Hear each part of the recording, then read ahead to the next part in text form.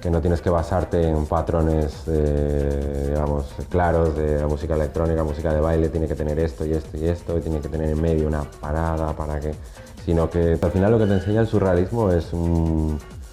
el ir más allá y eso, no tener claro, no tener una inspiración concreta en un artista ni en un cuadro, ni un tal, no tengo esa inspiración clara. En mi caso es el concepto de surrealismo. O sea, cuando me empecé a interesar por el surrealismo fue cuando vi que de hecho el concepto de surrealismo cuando empezó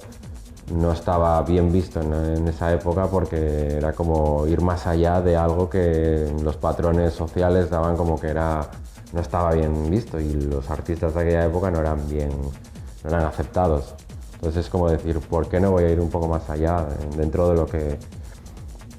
se puede ir, de lo que los patrones te dejan? No ponerte tus propios límites ni que nadie te diga hasta dónde tienes que llegar. O que no te preguntes a ti mismo, esto va a funcionar o esto no, este elemento que meto aquí es bueno o es malo. Simplemente ir un poco más allá, incluso que no lo hayas escuchado nunca, a veces es bueno. Mucha gente piensa que a la hora de hacer algo que no ha sonado nunca es malo, porque no ha sonado nunca, sino que es todo lo contrario. El surrealismo al final es eso, es ir un poco más allá de lo que los patrones marcan.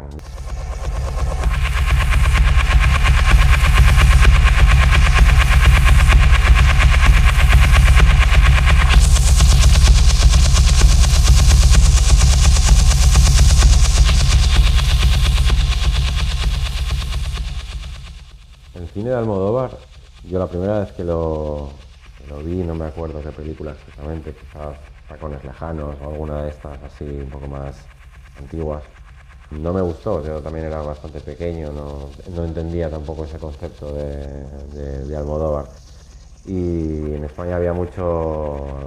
división de o te gusta o lo odias o te encanta. Y yo de aquella pues no lo entendía directamente. Pero con el tiempo lo empecé a entender y la mala educación, aunque para mí Almodóvar tiene más del proyecto arquitectural que el de Rico, la mala educación fue, se lo llamé así directamente porque yo la primera vez que escuché el título de la película de la mala educación me impactó tanto que son de esos nombres que dices, está tan bien llamado, simplemente por ponerle simplemente con la mala educación, es como da mucha fuerza a un título y yo dije, me parece bestial, es como si te lo hubieran robado de la mente y no, obviamente, pero bueno, lo dejé ahí, es como un nombre que me gusta, pero cuando hice el disco de La mala educación de Avian, me pareció un disco tan rebelde, pues eso, de una adolescencia interrumpida, de adolescentes que parecen que no tienen inocencia, pero tienen, y por eso todos los títulos van un poco orientados a esa rebeldía de la adolescencia que al final, bueno, todos tenemos, o yo tuve por lo menos también, una adolescencia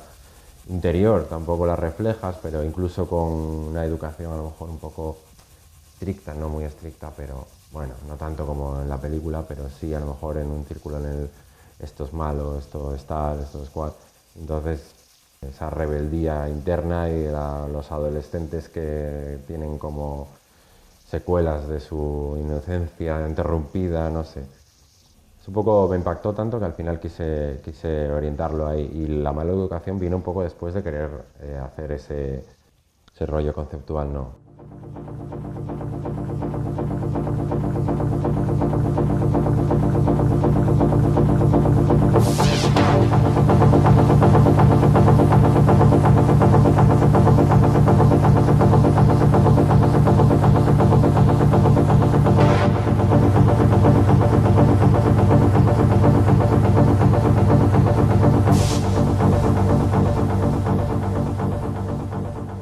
Considero que la música debería de tener un mensaje siempre. De hecho, todos los artistas que yo admiro de verdad, hay muchos artistas que me parecen muy buenos artistas, que pongo su música y que la escucho,